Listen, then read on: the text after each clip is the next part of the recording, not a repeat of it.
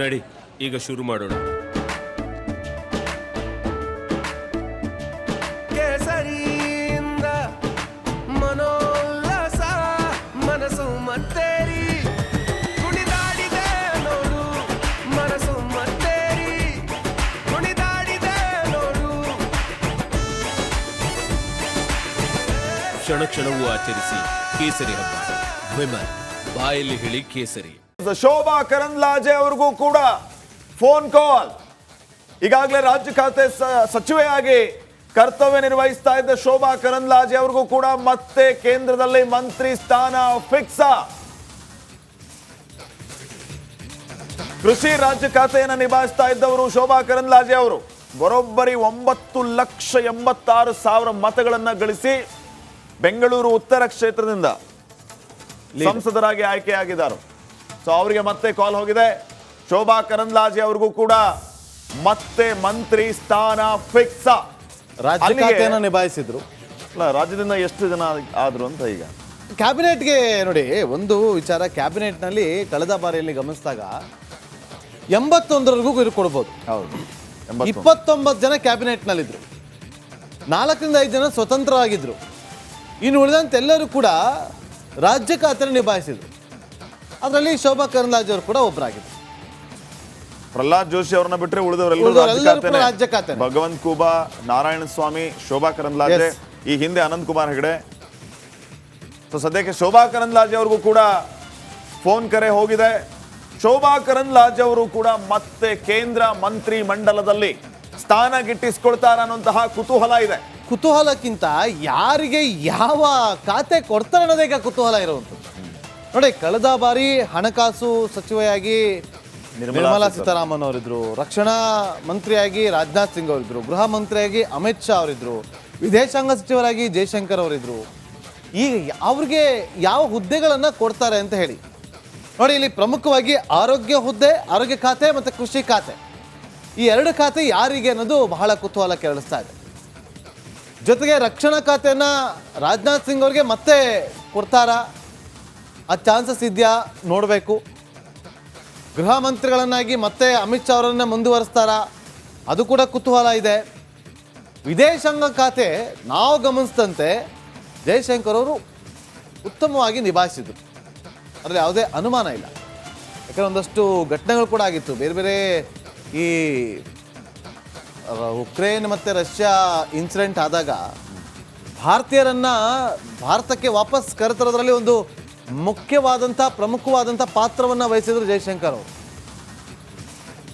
ನೋಡಿ, ಈಗ ಶೋಭಾ ಕರಂದ್ಲಾಜೆ ಅವರಿಗೆ ಕರೆ ಬಂದಿದೆ.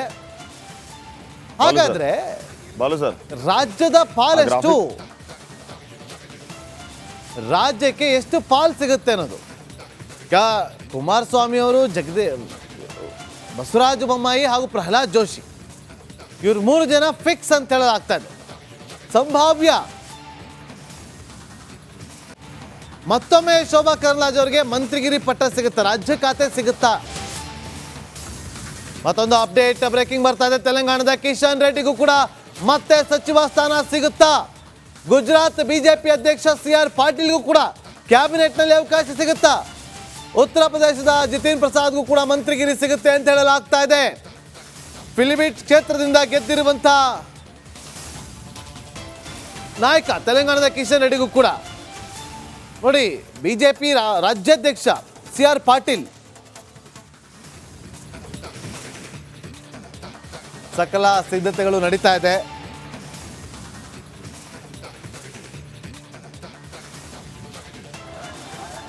ಗಮನಿಸಬೇಕು. ಕಲಬುರಗಿಯಲ್ಲಿ ನೋಡಿ ಸಂಭ್ರಮಾಚರಣೆ ಹೇಗಿದೆ ಅಂತ ಹೇಳಿ. ಮೋದಿ ಅವರ ಫೋಟೋವನ್ನ ಇಟ್ಟುಕೊಂಡು ಅಲ್ಲಿ ಸಂಭ್ರಮಾಚರಣೆ, ಪಟಾಕಿಯನ್ನ ಸೇರಿಸಿ ಸಿಹಿ ಹಂಚಿ ಸಂಭ್ರಮಾಚರಣೆಯನ್ನು ಮಾಡಲಾಗ್ತದೆ. ಕೇವಲ ಕಲಬುರಗಿ ಅಷ್ಟೇ ಅಲ್ಲ, ದೇಶಾದ್ಯಂತ ಇವತ್ತು ಸಂಭ್ರಮಾಚರಣೆಗಳು ಭುಗಿಲೆದ್ದಿದೆ. ರೀತಿಯಲ್ಲಿ ದೊಡ್ಡ ಮಟ್ಟದಲ್ಲಿ ಸಂಭ್ರಮಾಚರಣೆ ನಡೀತಾ ಇದೆ. ಖುಷಿ, ಕಾರ್ಯಕರ್ತರಲ್ಲಿ ಖುಷಿಯ ವಿಚಾರ.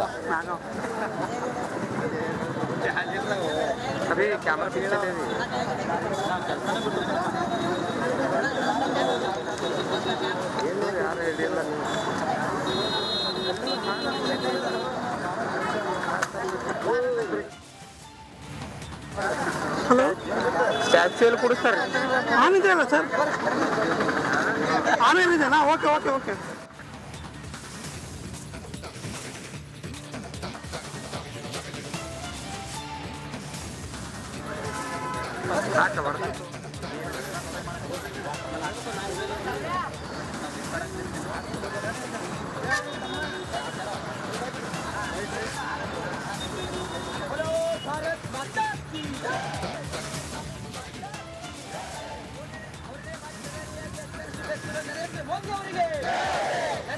ಮತ್ತಷ್ಟು ಮಾಹಿತಿಯನ್ನು ಕೊಡೋದಕ್ಕೆ ನಮ್ಮ ಪ್ರತಿನಿಧಿ ರಂಜಿತ್ ಈಗ ಮತ್ತೆ ಸಂಪರ್ಕಕ್ಕೆ ಸಿಕ್ಕಿದ್ದಾರೆ ಲೈವ್ನಲ್ಲಿ.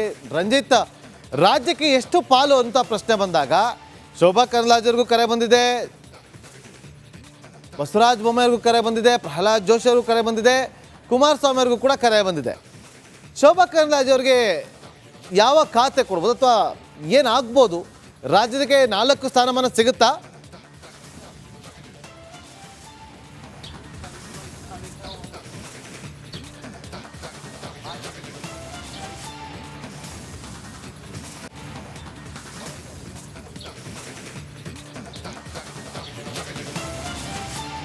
ನಾಗೇಂದ್ರ ಬಾಬು, ಈಗ ಶೋಭಾ ಕರಂದ್ಲಾಜೆ ಅವರ ವಿಚಾರಕ್ಕೆ ಬಂದರೆ, ಶೋಭಾ ಕರಂದ್ಲಾಜೆ ಅವರು ಕಳೆದ ಬಾರಿ ಉಡುಪಿ ಚಿಕ್ಕಮಗಳೂರು ಲೋಕಸಭಾ ಕ್ಷೇತ್ರದಲ್ಲಿ ನಿಂತು ಗೆಲ್ತಾರೆ.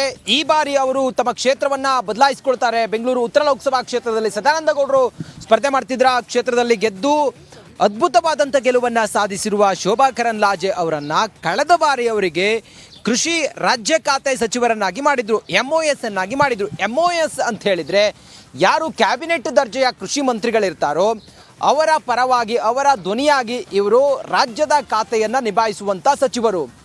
ಅವರಿಗೆ ಕಳೆದ ಬಾರಿ ಈ ಖಾತೆಯನ್ನು ಕೊಡಲಾಗಿತ್ತು ಶೋಭಾ ಕರಂದ್ಲಾಜೆ ಅವರಿಗೆ. ಆದರೆ ಈಗಿನ ಮಾಹಿತಿ ಪ್ರಕಾರ ಶೋಭಾ ಕರಂದ್ಲಾಜೆ ಅವರಿಗೂ ಕೂಡ ಈ ಕ್ಯಾಬಿನೆಟ್ನಲ್ಲಿ MOS ಮಾಡಬಹುದು ಅನ್ನುವ ಮಾತು ಕೇಳಿ ಬಂದಿದೆ. ಅವರಿಗೆ ಫೋನ್ ಬಂದಿದೆ ಅನ್ನೋದ್ರ ಬಗ್ಗೆ ಈಗ ಖಚಿತತೆ ಸಿಕ್ಕಿದೆ. ಈ ಕಾರಣದಿಂದ ಒಂದು ಲೆಕ್ಕಾಚಾರದ ಪ್ರಕಾರ ಈ ಬಾರಿ ಕರ್ನಾಟಕಕ್ಕೆ ಬಹುಶಃ 4 ಸಚಿವ ಸ್ಥಾನ ಸಿಗಬಹುದು, 1 ಕ್ಯಾಬಿನೆಟ್ ದರ್ಜೆಯ ಮತ್ತೆ 3 MOS ಮಾಡಬಹುದು ಅನ್ನೋದು ಈಗ ತಿಳಿದು ಬಂದಿರುವಂಥ ಮಾಹಿತಿ. ಶೋಭಾ ಕರಂದ್ಲಾಜೆ ಅವರನ್ನ ಪರಿಗಣಿಸಬೇಕು ಅನ್ನೋದಾದ್ರೆ ಒಬ್ಬರು ಮಹಿಳಾ ಸಂಸದರು, ಆ ಕಾರಣದಿಂದ ಅವ್ರನ್ನ ಪರಿಗಣಿಸಬಹುದು ಅನ್ನುವ ಮಾತು ಕೂಡ ಕೇಳಿ ಬರ್ತಾ ಇದೆ.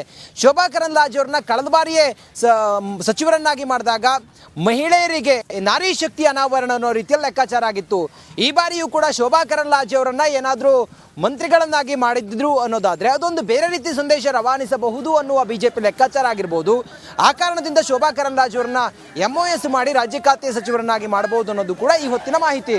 ಬಹುತೇಕ ಅವರಿಗೆ ಕೃಷಿ ಖಾತೆಯನ್ನ ಅಂದ್ರೆ ರಾಜ್ಯ ಖಾತೆಯನ್ನು ಕೊಡುವಂತ ಸಂಭವ ಇದೆ. ಮೋದಿ ಲೆಕ್ಕಾಚಾರ ಹೇಗಿರುತ್ತೆ ಅಂತೇಳಿ ಊಹೆ ಮಾಡೋದಕ್ಕೂ ಕೂಡ ಆಗೋದಿಲ್ಲ. ಆ ಕಾರಣದಿಂದ ಯಾವುದೇ ಬದಲಾದಂಥ ಸನ್ನಿವೇಶದಲ್ಲಿ ಏನೇ ಮಾಡಿದ್ರೂ ಕೂಡ ಅದು ಬಿಜೆಪಿಯಲ್ಲಿ ಹೊಸತಾಗಿರುತ್ತೆ ಅಥವಾ ಮುಂಬರುವಂಥ ದಿನಗಳಲ್ಲಿ ಬಿಜೆಪಿಗೆ ಅನುಕೂಲವಾಗುವಂಥ ವಾತಾವರಣ ಸೃಷ್ಟಿ ಮಾಡೋದಾಗಿರುತ್ತೆ. ಈ ಕಾರಣದಿಂದ ಸುರೇಶ್ ಗೋಪಿ ಆಗಿರ್ಬೋದು, ಅಣ್ಣಾಮಲೈ ಆಗಿರ್ಬೋದು, ಇತ್ತ ಶೋಭಾ ಕರಂದ್ಲಾಜೆ ಅವರಿಗೂ ಈ ಬಾರಿಯೂ ಸ್ಥಾನವನ್ನು ಅಥವಾ ಅವಕಾಶವನ್ನು ಕೊಡೋದಾದ್ರೆ ಅದು ಕೂಡ ಮೋದಿ ದೂರಾಲೋಚನೆ ಒಂದು ಭಾಗವಾಗಿರುತ್ತೆ. ನಾಗೇಂದ್ರ ಬಾಬು. ಓಕೆ ರಂಜಿತ್, ಹಾಗೆ ಸಂಪರ್ಕದಲ್ಲಿ ಮತ್ತೆ ನಿಮ್ಮನ್ನ ಸಂಪರ್ಕ ಮಾಡ್ತೀವಿ. ನಮ್ಮ ರಾಜ್ಯದಿಂದ ಎಷ್ಟು ಜನ ಮೋದಿ ಅವರ ಕ್ಯಾಬಿನೆಟ್ನಲ್ಲಿ ಇರ್ತಾರೆ ಅನ್ನೋದು ಕುತೂಹಲ. ಏನಂತೀರಿ ಶ್ರೀಪಾದ್? ಈಗಾಗಲೇ ನಾವು ಗಮನಿಸ್ತಾ ಇದ್ವಿ ಯಾವೆಲ್ಲ ಪ್ರಮುಖವಾಗಿ ಚರ್ಚಿತ ಹೆಸರುಗಳಿವೆ ಮತ್ತು ಮುಂಚೂಣಿಯಲ್ಲಿರುವಂತಹ ಹೆಸರುಗಳು. ಅದರಲ್ಲಿ ಮುಖ್ಯವಾಗಿ ಬಿಜೆಪಿಯಿಂದ ಪ್ರಹ್ಲಾದ್ ಜೋಶಿ ಅವರು ಮತ್ತೆ ಮಂತ್ರಿಯಾಗಿ ಯೂನಿಯನ್ ಮಿನಿಸ್ಟರ್ ಆಗಿ ಪ್ರಮಾಣ ವಚನ ಸ್ವೀಕಾರ ಮಾಡ್ತಾರೆ ಇವತ್ತು ಸಂಜೆ ಅನ್ನುವಂತಹ ಸಾಧ್ಯತೆಗಳ ಬಗ್ಗೆ ಚರ್ಚೆ ಆಗ್ತಾ ಇದೆ. ಈಗಾಗಲೇ ಸಂಸದೀಯ ವ್ಯವಹಾರಗಳ ಖಾತೆ ಮತ್ತು ಕಲ್ಲಿದ್ದಲು ಪ್ರಹ್ಲಾದ್ ಜೋಶಿ ಅವರ ಪೋರ್ಟ್ಫೋಲಿಯೋ ಆಗಿತ್ತು, ಯಥಾವತ್ ಅದೇ ಮುಂದುವರಿಯುತ್ತೆ ಅನ್ನುವಂತಹ ಮಾತಿದೆ. ಹೊಸದಾಗಿ ಕುಮಾರಸ್ವಾಮಿ ಅವರು ಕೇಂದ್ರ ಮಂತ್ರಿ ಮಂಡಲವನ್ನ ಸೇರ್ಕೊಳ್ತಾ ಇದ್ದಾರೆ.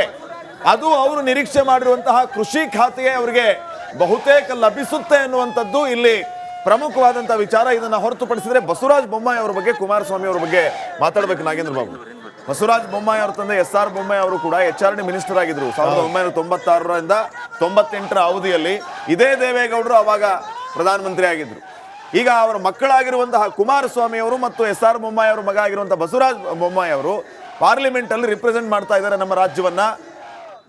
ಅವರ ತಂದೆ ಇಬ್ಬರೂ ಕೂಡ ಸಹಪಾಠಿಗಳಾಗಿ ರಾಜಕಾರಣದಲ್ಲಿ ಯಾವ ರೀತಿ ಮುಂದುವರೆದಿದ್ರು, ಈಗ ಕುಮಾರಸ್ವಾಮಿ ಬಸವರಾಜ ಬೊಮ್ಮಾಯಿ ಅವರ ಸರದಿ ಇಬ್ರು ಕೂಡ ಈಗ ಕ್ಯಾಬಿನೆಟ್ನಲ್ಲಿ ಸಹಪಾಠಿಗಳಾಗ್ತಾರಾ ಅನ್ನೋದೇ ಕುತೂಹಲ. ನೋಡಿ, ಯಾಕೆ ಕೃಷಿ ಖಾತೆ ಹೇಳ್ತಾ ಇದ್ದಾರೆ ಅಥವಾ ಕೃಷಿ ಖಾತೆ ಕುಮಾರಸ್ವಾಮಿ ಅವರಿಗೆ ಕೊಡಬೇಕು ಅಂತೇಳಿ ಬಂದಾಗ ಶ್ರೀಪಾದ್ ಪಾಟೀಲ್ ಆಗಲೇ ಹೇಳ್ತಾ ಇದ್ರು ಇಸ್ರೇಲ್ ಮಾದರಿಯನ್ನು ತರೋದ್ರಲ್ಲಿ ಅವರು ಆಸಕ್ತಿಯನ್ನು ಕೂಡ ವಹಿಸಿದ್ರು. ಕೃಷಿ ಸಾಲ ಮನ್ನಾ ಮಾಡಿದಂಥ ಖ್ಯಾತಿ ಕುಮಾರಸ್ವಾಮಿ ಅವ್ರಿಗಿದೆ.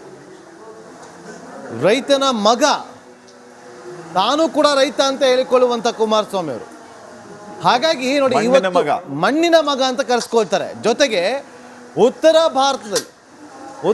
ಭಾರತದಲ್ಲಿ ಇವತ್ತು ಕೃಷಿ ವಿಚಾರವಾಗಿ ಸಾಕಷ್ಟು ಸಮಸ್ಯೆಗಳು ಉಲ್ಬಣಗೊಂಡಿದೆ. ಅದನ್ನ ಸರಿಪಡಿಸೋದ್ರಲ್ಲಿ ಇವರು ಪ್ರಮುಖ ಪಾತ್ರವನ್ನ ವಹಿಸ್ತಾರೆ ಅನ್ನುವ ವಿಶ್ವಾಸ ಮೋದಿ ಅವರಿಗಿರುವಂತ ಹಿನ್ನೆಲೆಯಲ್ಲಿ ಅವ್ರಿಗೆ ಖಾತೆ ಕೊಡುವಂತ ಚಾನ್ಸಸ್ಗಳು ಕಂಡು ಬರ್ತಾ ಇದೆ. ನರೇಂದ್ರ ಸಿಂಗ್ ತೋಮರ್ ಇದ್ರು ಕೃಷಿ ಖಾತೆ ಸಚಿವರು. ಆದ್ರೆ ಆ ಒಂದು ಪ್ರತಿಭಟನೆ ನಡೆದಾಗ ಅದನ್ನ ನಿಭಾಯಿಸುವಲ್ಲಿ ಸ್ವಲ್ಪ ಲೇಟ್ ಆಯ್ತು. ಮಂಡ್ಯದಲ್ಲಿ ನೋಡಿ, ಬಿಜೆಪಿ ಕಾರ್ಯಕರ್ತರು ಪೂಜೆಯನ್ನ ನೆರವೇರಿಸ್ತಾ ಇದ್ದಾರೆ. ನಾನಾ ಭಾಗದಲ್ಲಿ ಇವತ್ತು ಪೂಜಾ ಪುನಸ್ಕಾರಗಳು ನೆರವೇರ್ತಾ ಇದೆ. ಮೈತ್ರಿ ಪಟ್ಟಾಭಿಷೇಕಕ್ಕೆ ಕ್ಷಣಗಣನೆ ಶುರುವಾಗಿದೆ. ರಾಜ್ಯಾದ್ಯಂತ ನಾನಾ ಭಾಗದಲ್ಲಿ ಪೂಜಾ ಪುನಸ್ಕಾರಗಳು ನೆರವೇರಿಸಲಾಗ್ತಾ ಇದೆ. ಕಾರ್ಯಕರ್ತರು ಸಂಭ್ರಮಾಚರಣೆಯಲ್ಲಿದ್ದಾರೆ.